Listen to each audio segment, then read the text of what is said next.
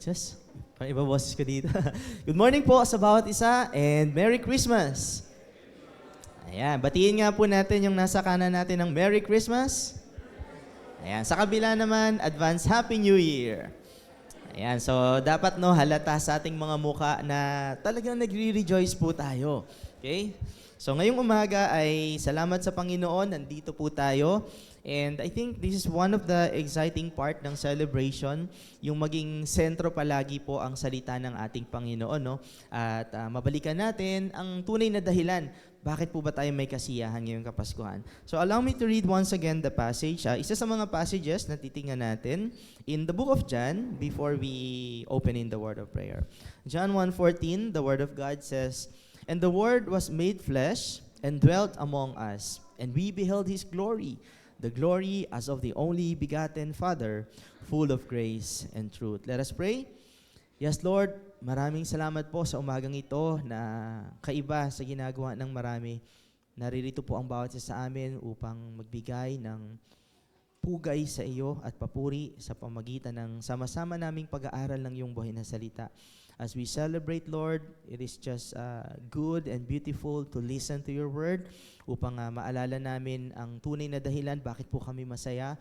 At sa pamagitan din po nito ay hindi po kami masway ng ginagawa ng aming pong mundo papalayo po sa iyo. Salamat, Panginoon. Hiling po namin ang gabay ng Banal na Espiritu at pagpapatawad sa aming mga kasalanan. Nawa po ay maging karapat-dapat ang bawat isa sa amin sa pagdulog sa iyo ngayong araw. In Jesus' name we pray all this. Amen. Amen. So, kamusta po ang bawat isa? Nakatulog po ba tayo? O yung karamihan siguro po, no? Puyat, tsaka mga busog pa. Ayan. So, ang Kapaskuhan po ay ang celebration patungkol sa kapanganakan ng atin pong Panginoong Jesus. But same thing and same question po ang sumasagi sa isipan ng bawat isa sa atin. Gaano po natin nauunawaan yung implication ng celebration na ito?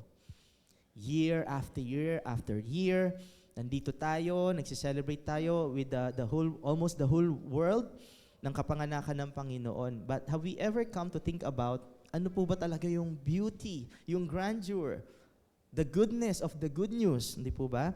So ang panalangin ko po ngayong umaga ay sa pamamagitan po ng aklat ni John, tingnan po natin yung ilang mga rason na binigay ng Biblia kung bakit po ba dumating or ipinanganak ang ating Panginoong Hesukristo. And I think I have here only 4. And lahat po yun ay titingnan natin sa aklat lamang po ng John. Kasi pag tiningnan natin yung buong Bible, baka hindi na po tayo makauwi. Pero meron tayong 4 na titingnan ngayong umaga. So naniniwala po ako na kung ito ay ating makikita, magkakaroon po tayo ng sapat na dahilan upang ipagdiwang ang kapanganakan ng ating Panginoong Jesus. No matter what situations we are in right now.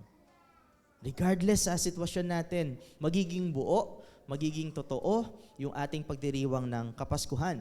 At hindi lamang po natin ito ipagdiriwang ng isang mumunting araw lang, kundi pag tunay nating naunawaan yung essence nito, magiging bahagi na ito ng pang-araw-araw po nating buhay. Yung pasasalamatan natin ng Panginoon sapagkat isang araw siya ay dumating at siya po ay isinilang. And beloved, I am telling you, this is so huge that a 24-hour celebration or even a month-long celebration is not enough. Insufficient para i-celebrate po natin ang dakilang kapanganakan. Actually, si attorney, sinamarize na niya kanina, no? Pinanganak ang Panginoong Jesus and that leads towards His death and even sa Kanya pong resurrection. So I believe it has to be a lifelong celebration.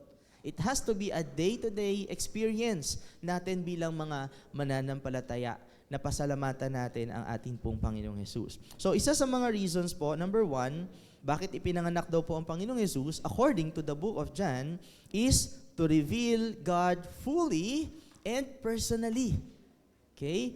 So, when we say to reveal God fully, hindi po ito nangangahulugan na magkakaroon na tayo ng buo na pagkakaunawa kung sino yung napakalawak na Diyos na ating sinasamba. That's not what I mean here. Because alam po natin, although God made Himself knowable, pwede natin siyang makilala sapagkat God is our self-revealing God. Sa maraming pagkakataon ay inihayag niya ang kanyang sarili, ipinakilala niya.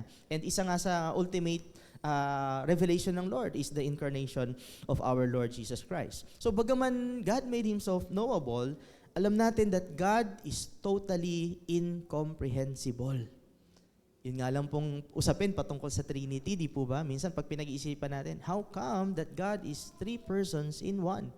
Kasi tayo, limited lang tayo, 1 person, and then we have 1 body. Meron lang tayong 1 being. But God is 3 persons in one. So doon pa lang sa idea ng Trinity, pag talagang inupuan natin, paano to nangyari, Lord? Talagang tayo, we are awestruck sa uniqueness, sa greatness ng ating Panginoon. And it will take the whole of eternity for us to know Him. At yun palagi ko pong sinasabi sa pulpit na ito, no? Para ma-boost yung excitement natin. Na hindi tayo sumasamba sa katiting na Diyos. Hindi tayo sumasamba sa limited na Diyos. We are worshiping the unlimited God. Kaya nga po yung word na holy, hindi lang siya tumutukoy primarily hindi lang siya tumutukoy sa pagiging pure ng Lord. When we say holy, ang number 1 meaning niya, yung kanyang greatness. Talagang hindi natin masukat na katangian ng ating Panginoon. So in other words, we cannot box God.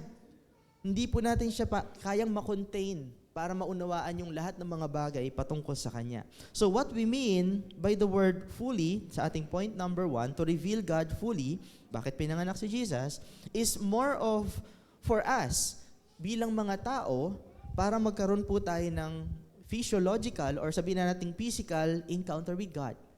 Because ano po ba si Lord? Sabi, God is Spirit. So hindi natin siya nakikita, hindi natin siya nahahawakan. So dito, binibigyang diin ni John that God is our invisible God.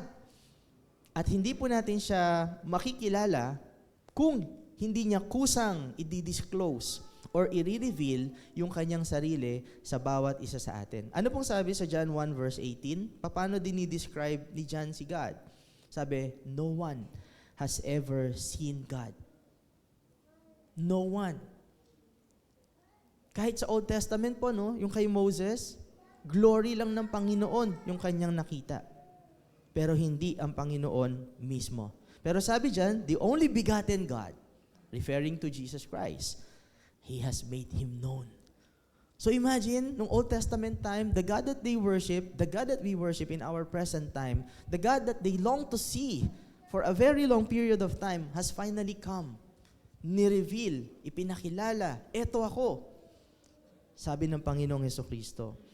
Kaya mga kapatid, kahit anong hanap po natin sa Panginoong Diyos, even though you are a genuine seeker, kasi ako may mga nakikilala kong I sense na genuine talaga.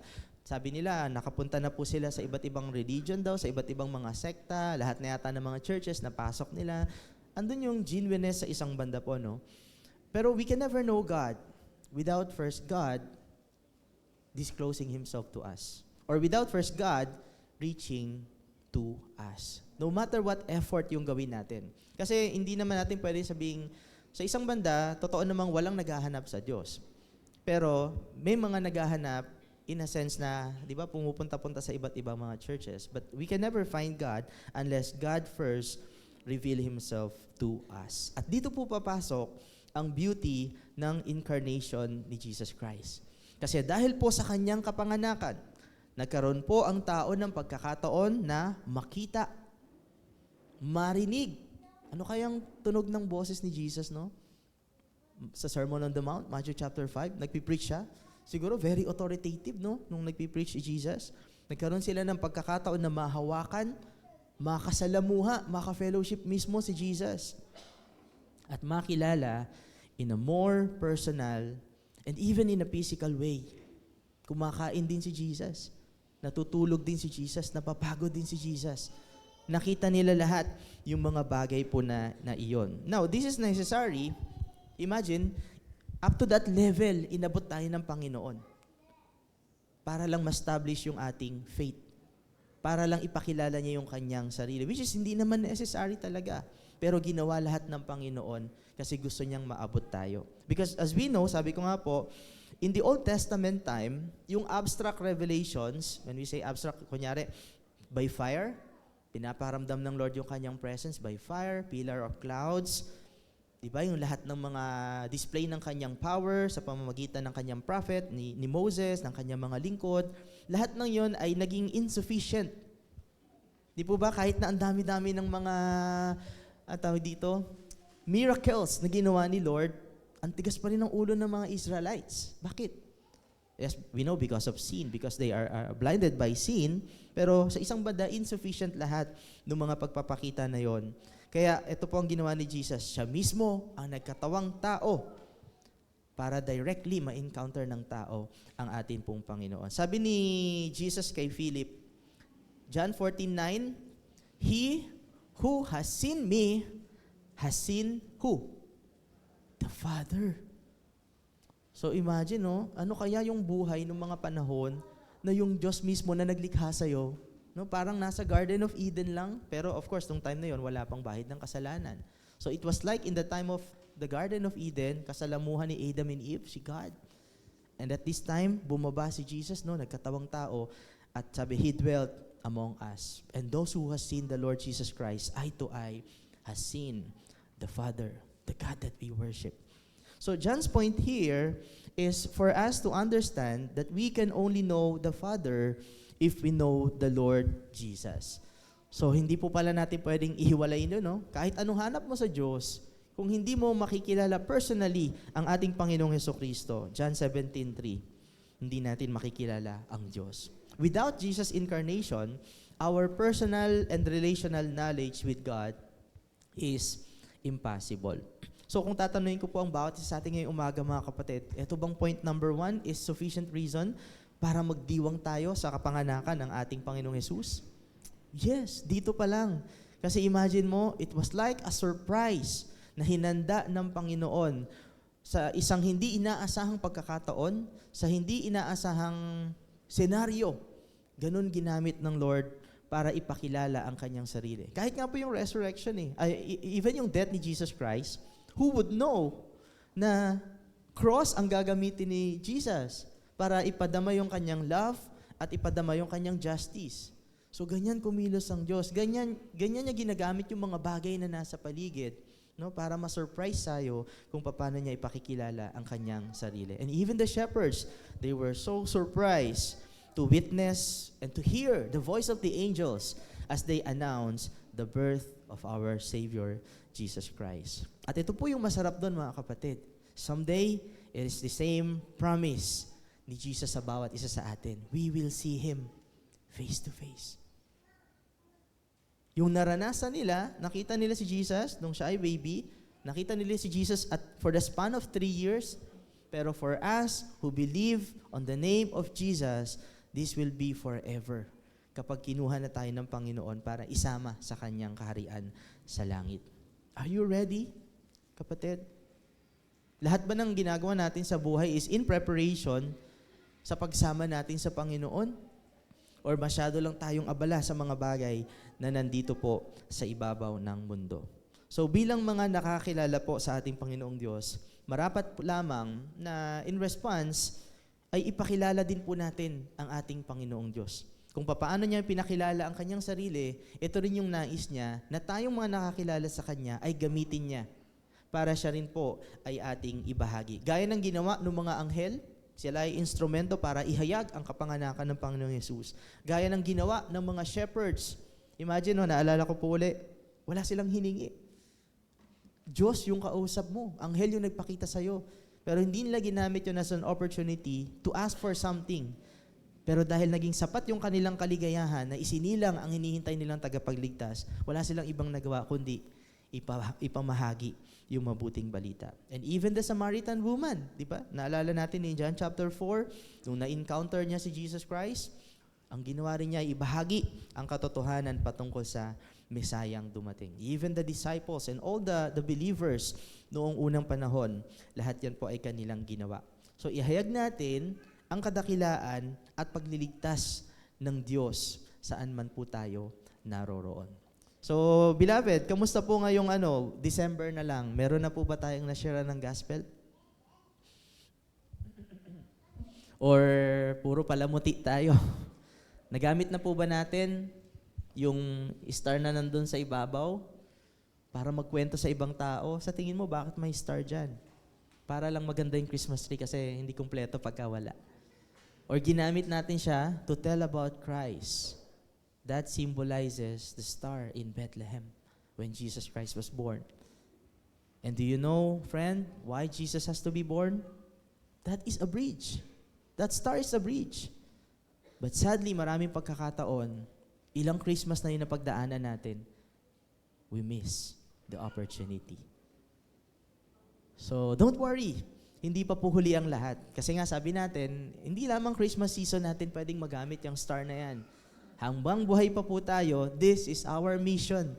This is our commission to tell about Christ. Who would know if aabot pa po tayo next year? So kung hindi tayo aabot next year, wag naman po sana dahil patapos pa lang yung taon, ilang araw na lang meron tayo this year to tell about Christ. So let's grab the opportunity. May mga pupuntang bisita for sure. Unless nagtatago tayo. Pag may pumuntang bisita po sa mga bahay, no, let's grab the opportunity. Hindi ko lang alam paano gagamitin yung pagkain as a bridge. Kasi sa manger, wala naman silang mga, mga pagkapagkain. Kayo na lang po mag-isip paano nyo gagamitin yung pagkain. Pero yung mga stars, yung mga bagay na nakikita natin na nasa Bible din, we can use those things as bridge to tell about Christ. Because God Himself, that's the exciting part. Imagine, di tayo deserving eh. Pwede na tayong iwan ng Lord. Pero nakalatag lahat, nakaplano. From the very beginning until the birth of Christ, until the resurrection of Christ, and His promise that one day He will come back. Lahat nakaplano. Gusto ng Diyos ilatag lahat at ipakilala yung Kanyang kadakilaan sa atin. And I hope every time we worship, Sunday after Sunday, we discover one thing. Or more, mas maganda po, no? About God. At lahat yon, just like Mary, let us treasure all those things in our hearts. Kasi yun ang magiging baon natin para maglakbay dito sa mundong ito habang hinihintay natin yung pagbabalik ni Lord. Pero kung di tayo makikinig ng maigi sa mga preachings, we will not read our Bible, wala tayong madadagdag na knowledge about who God is, wala tayong baon. Manghihina tayo. Baka mahulog tayo sa kasalanan. So that's number 1. Let's proclaim the good news, the greatness of Jesus. Number 2, sabi ng John, isa din daw po sa mga layunin, bakit kailangang ipanganak ni Jesus Christ, is to dwell among humanity and have fellowship with us. So ito pa po, another exciting part. No? In John 1:14, yung salita po doon na dwelt, it literally means tabernacled. Okay, so when we say dwelt, it literally means tabernacle. But po ito mahalaga pagdating na sa book of John. Kasi po, in the Old Testament time, we remember, kailan lamang po nila nakakaniig yung display ng presence ni Lord. And actually, sino lang po yung nakakagawa nun once a year? High priest lang. At dun lang sa Holy of Holies. Di po ba? Yung kanilang tabernacle, binubuo yan ng outer, tapos inner, tapos yung pinakang Holy of Holies. Tapos doon lang pumapasok yung pinakang high priest once a year lang in the Day of Atonement para mag-offer ng sin offering, sacrifice for the sin. So ganun lamang po yung klase ng fellowship na meron sila in the Old Testament time. Papasok yung priest, i-sprinkle niya yung blood offering, no? Kasi yun yung sumisimbolo sa blood ni Jesus Christ. So that time, localized lang yung display ng presence ni Lord. In a way, parang napaka-distant pa nga ni Lord, no? Sa mga tao, bagaman yung presence niya from time to time, nagmamanifest po sa tabernacle, and eventually yung tabernacle naging temple. Kasi si David, no, gusto niyang paggawan ng templo ang Panginoon. So when Jesus was incarnated, ito pong rare fellowship na to, something na high priest nga lang yung nakagagawa with mankind, it was made possible through the Lord Jesus Christ. Pero yung sad part doon, yung malungkot na bahagi po doon, hindi nila na-appreciate yun masyado pa. Kaiba sa panahon natin ngayon. That's why the Bible is important. Kasi binigyan tayo ng Biblia para magkaroon ng complete overview. Mas malalim yung appreciation natin. Tayo yung nagsasabi na sana nandun lang ako, no? Kasi si Jesus Christ yun yung kasama nila. Pero nung panahon nandun si Jesus Christ, hindi nila yun masyado pang nauunawaan. Na yung kanila na palang na-encounter, yung kanila nang nararanasan is something rare. even in the Old Testament time. So, Jesus dwelt among His people. Prophecy din yun in the Old Testament Makikisalamuha siya. At meron yung layunin para ipakilala yung kanyang sarili bilang Diyos. Now, gusto ko pong dalhin tayo sa subject ng prayer. Prayer is a form of fellowship with God. So pag nananalangin tayo, hindi lamang po yan paghingi. Tayo po ay nakikiniig, nakikipag-usap, nakikipag-fellowship. At kung bakit po tayo merong direct fellowship ngayon, direct access of communication with God, again, it has something to do with the incarnation of the Lord Jesus Christ. Di po ba? Ito yung sabi ni Atty. kanina, the incarnation paved a way para sa kamatayan ni Jesus Christ. Kasi nga, kung hindi siya isisilang bilang tao, hindi siya mamamatay because Jesus is God. So this is very important na mangyari. So it leads to His atoning sacrifice which paved a way para tayo po ay magkaroon ng access kay Jesus Christ. Hebrews 4:16. Yun yung binibigyang diin doon. Paano sinakripisyo ni Jesus yung kanyang buhay para pag malinis na tayo sa ating kasalanan, Kuya Bert can come directly to God. Hindi kagaya ng Old Testament, high priest lang. At even yung high priest na yon, ang dami pa niyang seremonya na dapat pong gawin. Kailangan niya talagang maging malinis bago siya pumasok doon. Kasi pag pumasok siya doon, na meron siyang tinatagong kasalanan sa kanyang buhay, baka pag ganun pa, hindi pa lang siya nakakalayo, no? Meron silang bell na nilalagay. Para pag hindi naging deserving yung high priest, pagpasok nun, matitigok na po yan doon sa loob. Eh syempre, sino nga naman magre-rescue sa kanya kung lahat may kasalanan, no? Baka kahit anong abot mo doon, mamatay ka agad. So hihilahin na lang nila yon kapag yung high priest hindi naging deserving. So ganun ka-rare yung experience ng fellowship with God. Pero nung sinacrifice ni Jesus yung kanyang buhay, nilinis tayo sa kasalanan. Binigay niya sa atin yung kanyang righteousness. So that anytime we would like to come to Jesus, we can come to Him. So through prayer, na-enjoy natin yung fellowship na noon inaasam-asam lamang po nila. And again, lahat yon somehow ay nag-uugat sa kapanganakan ng atin pong Panginoong Jesus. So as we celebrate Jesus' birth, sana po ay hindi lamang tayo magkakasiyahan. Let's use this as an opportunity to fellowship with God in prayer. Manalangin tayo. Kagabi po ba nanalangin tayo as a family? Meron po ba dito yung yung center ng celebration nyo, hindi yung hamon, hindi yung salad. Pengi po akong salad mamaya. Baka may natira pa kayo. Okay? Ano yung naging sentro ng ating Kapaskuhan? Sana hindi lang yung Word of God.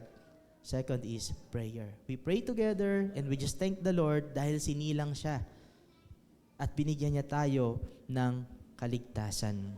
Thank Him for opening that napakalawak, unlimited way for us to have perfect fellowship with Him through prayer. At sana hindi po yun matatapos ngayong araw. Sana hindi yun matatapos ngayong gabi lang. Bukas, at sa mga darating pang panahon, ito na yung magiging buhay natin. Pagising pa lang sa umaga, Lord, thank you for my life. Gabayan mo po ako sa lahat ng aking desisyon na gagawin. Because ako po ay prone na magkamali. Ako po ay prone na magkasala. I need your wisdom. I need your Holy Spirit to guide me. Lalo na pag ako ay nagagalit, lalo na pag ako ay nawawalan ng pasensya pag nagdadrive, I need you sa bawat kibot ko po ng aking buhay. Fellowship with God, prayer, at i-enjoy natin yon.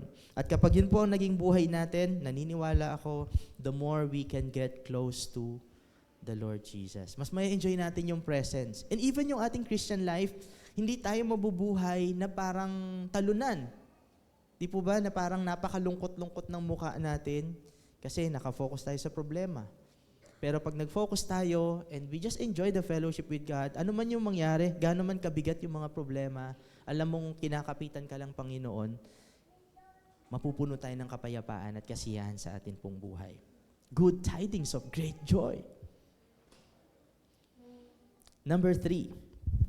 So ano daw po ang isa pang purpose? Bakit po dumating ang ating Panginoong Jesus?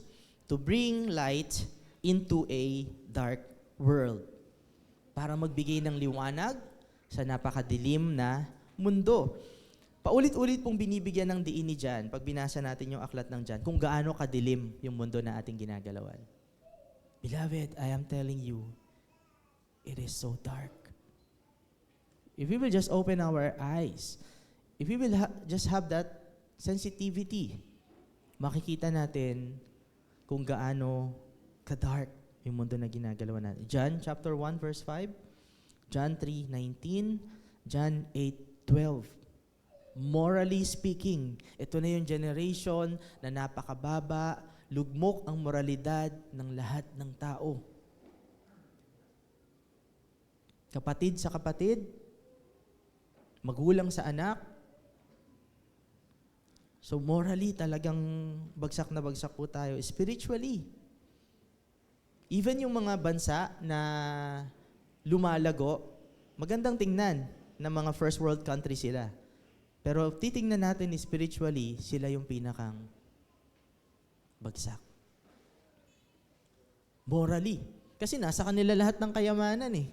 They don't think they need God. They can just do whatever they want to do in life. Mapa-political. Di ba? Talagang minsan ayaw na halos natin pag-usapan kasi alam nating wala. Si Jesus lang talaga yung makapagbibigay ng perfect government sa atin. Even sa education, nung nagtatrabaho po ako sa SCAS, may mga times po bumibisita yung mga CHED ba yun or DepEd sa mga school. Tapos, yun, may mga kwento-kwento na parang nanghihingi sila ng lagay. Parang may mga ganong Imagine, Department of Education. Department na dapat nag-e-educate, nagtuturo ng honesty. Pero, tama Ate Jen, parang uma-agree si Ate Jen, no? Kasi that's true. PNP, Philippine National Police, tama ba? So, lahat ng mga sangay ng ating gobyerno, it was so dark. Kitang-kita po natin. Sa music industry, kaya nga, young people, no? Young people yung mahilig sa mga music, eh. Yung lyrics ng mga songs, minsan share pa natin. Tangu-tangu ka, pero nandun sa linya, hindi mo nababasa. You just love the tune. But the message of the music was so dark.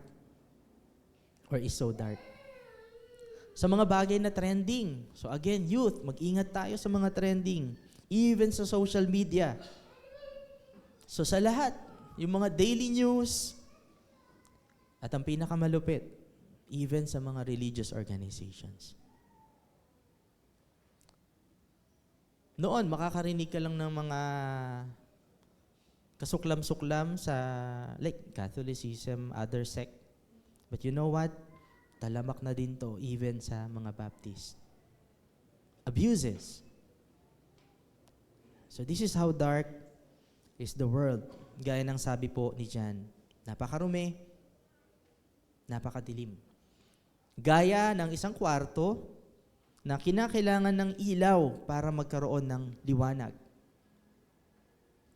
So, ito yung ginawa ni Jesus nung sinilang siya. Jesus had to enter the world physically in order to confront darkness from within the world itself. Sabi ng John chapter 1 verse 5, the light, sino yung light? Si Jesus. It shines in darkness. Yung mundo nung panahon na yun, noon. Kung noon dark na, no? Imagine how dark. Darker, darkest. Superlative. Sabi ni Jesus sa John chapter 8 verse 12, sino daw po siya? I am the light of the world. At naparito siya. Siya yung naging liwanag ng sanlibutan. And maalala po natin na nung talagang nandito si Jesus Christ, naging liwanag siya ng sanlibutan. Naging liwanag siya nung madilim na puso ng mga makasalanang tao na kanyang nakasalamuha. John chapter 4, yung Samaritan woman na nabubuhay sa adultery, na-encounter niya si Jesus, no? Binigyan siya ng liwanag. Yung religious leader, si Nicodemus, kala niya okay na siya, sa langit siya mapupunta kasi relihiyoso siya. Nung na-encounter niya si Jesus, nakita niya ang dilim pala lahat. Kailangan niya si Jesus. Kailangan niyang isilang muli. So kahit itong mga dapat na nagsisilbing liwanag, yung mga religious leaders in their time, ipinakita rin ni Jesus sa pamamagitan ng kanyang liwanag na sila ay nasa sa dilim. Na sila po ay pundido. At sa sobrang dilim ng kanilang kalalagayan, ni hindi nga po nila nakita na dumating na ang pangakong Messiah. And they hate Him. They hate Jesus. And they even put Him to death. To die a criminal's death. So ganun ka-dark yung mundo nung si Jesus po ay naparito. So ngayon mga kapatid, nung si Kristo po ay bumalik sa langit, nag-ascend siya sa langit, sino naman yung kanyang tinukoy na dapat daw po magliwanag sa sanlibutan na ito? Matthew 5:16. Yung nakakaalam po, pwede po ba nating i-recite together? Matthew 5:16, go. Let your light so shine before men that they may see your good works and glorify your Father who is in heaven. That's us. Yung light ni Jesus Christ, in-entrust niya, no? Binigyan niya tayo. Pinagkatiwalaan niya tayo ng kanyang liwanag. At gusto niya na maging liwanag tayo dito po sa napakadilim na sanlibutan. And beloved, when we say light, hindi lamang to tumutukoy sa pagiging mabuting tao. Na maliwanag ka sa tahanan kasi ikaw yung masunurin, ikaw yung lagi naguhugas ng pinggan. Yes, in some way, liwanag yon. Magandang patotoo yon bilang anak at tagasunod ni Kristo. But it's more than that. It's the light of Christ. It's the salvation that Jesus offers. At kung meron man tayong pinakamagandang regalo na ibibigay sa kung sino man mga mahal natin sa buhay, ito na yun. The best gift that we can give sa atin pong mga relatives, sa ating mga mahal sa buhay, ito na yun. Ang liwanag, ang kaligtasan na nagmumula sa atin pong Panginoong Hesukristo. So sana po, no, pailawin natin ang liwanag na ito. Hindi lang tayo magpapailaw ng mga parol, kandila, Christmas lights, kundi tayo po mismo yung inaasahan ni Kristo na magbibigay ng liwanag sa dilim. Parang kanta yun, okay? So gaya ng pagparito ni Jesus Christ, sa pamagitan ng ating buhay, pakita natin yung liwanag na yon, at higit sa lahat, sa pamagitan ng paghahasik ng mensahe ng kaligtasan. So, ika-4, bakit daw po naparito si Jesus Christ? John 10:10. Sabi po doon, naparito si Jesus Christ upang magbigay ng, hindi lang pala liwanag, no? Actually, ano yan parehas ang tinutukoy niyan, yung buhay. So, sa talatang ito, pinagkukumpara ni Jesus yung work ng devil. Diba? Nandito daw ang devil to steal, to kill, and destroy. Pero sabi ni Jesus Christ, ang kanyang mission, kung ba't siya napadito, ay para magbigay po ng buhay. So, ang tanong, Pastor, buhay naman ako Bakit kailangan ko ng buhay? Ano yung extra life para parang pusa, meron kang 9? Yung po ba yung ibig sabihin dito na gusto tayong bigyan ng buhay? Gusto lang bang dagdagan ni Jesus yung buhay na meron tayo ngayon? Ang sagot po, hindi. Kailangan po natin ng buhay na ito sapagkat ang sabi ng Biblia, patay tayo. Saan? Saan tayo patay? Patay tayo sa ating pagiging makasalanan. Ephesians chapter 2 verse 1. Sabi ni Paul sa kanyang mga sinulatan doon, and you were dead. Sumulat ka sa buhay, pero sabi mo, patay kayo. Pero past tense na yun Tinutukoy niya yung mga tumanggap na kay Jesus. Sabi, you were dead in your trespasses and sins. So kaya pala yung mga taong nakikita natin, kung di pa nila kilala si Jesus Christ, kahit gaano sila kabuhay, ano daw po sila? Patay sa kasalanan. Kasi sabi ni Pastor na zombie daw tayo, no? Living dead. So, totoo pala. Ang idea po ng kamatayan ay separation, pagkakahiwalay. So kapag yung kaluluwa natin, humiwalay na sa ating lupang katawan, yun na yung moment na tayo ay patay na. So ganun din naman po, dahil sa ating kasalanan daw, ang ating kaluluwa ay nawalay saan? Sa banal na presensya ng atin pong Panginoong Diyos. Yun po actually yung sinisimbolo nung pagpapalaya sa Garden of Eden. Di po ba? Bakit hindi na lang, sige, nagkasala kayo, si God doon na sa heaven, dyan na kayo. No, may pagpapalayas na nangyari. Because that symbolizes yung spiritual separation din natin from God. So, nung araw din na nagkasala ang tao, yun din yung araw na sila po ay pinalaya sa Garden of Eden. Kasi ganun ka-holy ang Panginoon. At hindi niya iaalaw yung mumunting kasalanan para manatili sa Kanya. So ito yung dahilan kung bakit lahat po tayo ng mga pinanganak sa lahi ni Adam and Eve, kasi wala naman choice, sa kanila tayo nanggaling lahat po, no? Pinanganak tayo, makasalanan na tayo agad. We are all spiritually dead. And we are all separated from God. Ito yung claim ni David sa Psalm 51 verse 5. Sabi niya, "In sin did my mother conceive me." So therefore, ito po pala yung dahilan kung bakit kinakailangan natin itong buhay na nais ibigay ng Panginoong Hesukristo. Because unless we receive this life from Jesus, this righteous life from Jesus, we can never go back to the holy presence of God. So bakit naman po buhay lang ni Jesus yung pwede? Hindi po ba pwedeng buhay na lang ni Caris? Buhay ni Ate Rosel? Ang sagot po, kasi dahil buhay lang ni Kristo ang matuwid at wala na pong iba. So hindi tatanggap ang Diyos ng kahit kaninong buhay. Kasi nga sabi natin, lahat tayo ay patay sa kasalanan at hiwalay sa atin pong Panginoong Diyos. Tanging ang matuwid lamang na buhay ni Kristo ang maaaring maglapit sa atin sa Diyos. Ano pong sabi ng John chapter 1 verse 4? In Him. Sino yung Him? In Jesus Christ. In Him what? In Him was life. So meaning to say, eternal life here is not just a new and present and future experience, kundi ito po ay matatanggap lamang natin sa pamamagitan ng pagkakaroon ng personal union with the incarnate Son of God. So that's the only way. At paano po tayo magkakaroon ng personal union na yon so that we will receive the life of Jesus, the righteous life of Jesus? Balikan natin ng saglit yung account po nung taong napako sa krus. Paano po siya nung araw na yon naging kaisa ni Kristo at isinama ni Kristo sa paradise, sa langit? Sa pamamagitan po ng paglalagay ng kanyang buong pananampalataya. Ano po yung pinanampalatayahan niya noong mga oras na yon na siya ay about to die? Nanampalataya siya na si Kristo ay Diyos. Kaya nga ano pong tawag niya kay Jesus? Hindi lang siya tinawag na Sir. Hindi lang siya tinawag na Teacher. Tinawag nung taong yon na makasalanan si Jesus na Panginoon. So he confesses in his mouth that Jesus is Lord. Jesus is God.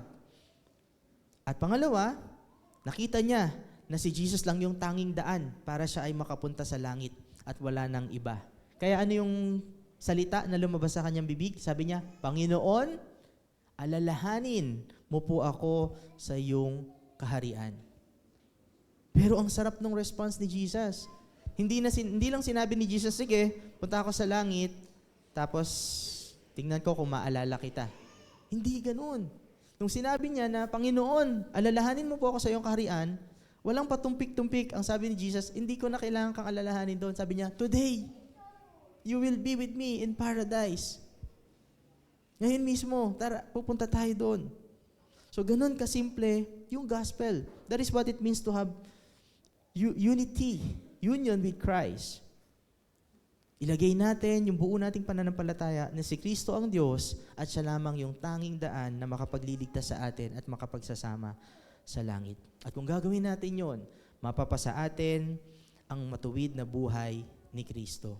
Ganun kasimple yung gospel. Bakit ganun na lang siya kasimple? Kasi po, ginawa na lahat ni Jesus yung kailangan para makumpleto. Hindi na natin ito kailangang dagdagan. Now, don't misunderstood me or misunderstand me po. Huwag niyo po akong misinterpret na I'm trying to narrow down the gospel. No, I'm not trying to narrow down the gospel. Because it is what it is, as we have seen in this account. Faith in Jesus is the root of our salvation. Yun lang. Wala nang iba. Faith in Jesus is a gift from God. Kaya hindi yun manggagaling po sa atin. Unless God gave us the gift of faith. At sino yung object ng faith na yon? Lahat tayo kasi we can exercise faith. Kahit unbelievers, meron silang faith. Yun po yung totoo. Pero ang difference, sino yung object ng faith mo? So tayo, ang object ng faith natin, nakafocus kay Christ. as our Lord and as our only Savior.